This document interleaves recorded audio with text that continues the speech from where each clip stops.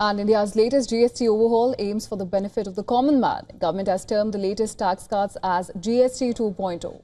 So, what are the essential goods you can look forward to purchasing at your nearest store? Let's find out.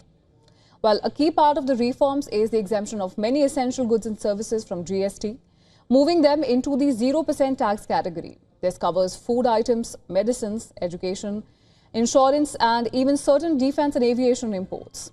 Ultra-high temperature milk, pre-packaged and labeled chena or paneer, and all Indian breads such as chapati, roti, paratha, parota, khakra, and pizza bread have been exempted.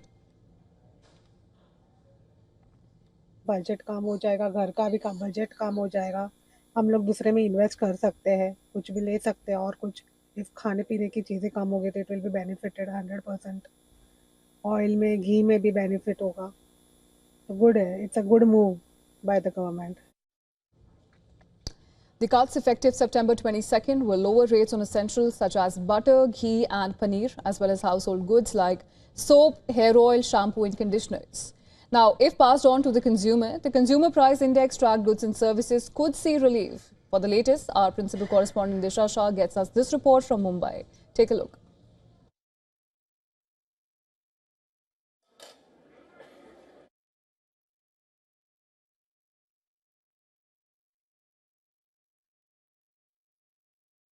Much needed relief to a common man. The essential supplies that you use on a daily basis is set to become much cheaper from 22nd of September this year, as the GST on that has been reduced significantly. So for example, your basic essential items like the shampoo, hair oil, toothpaste, toothbrushes, all will be now taxed at 5% compared to 18% that you used to pay earlier.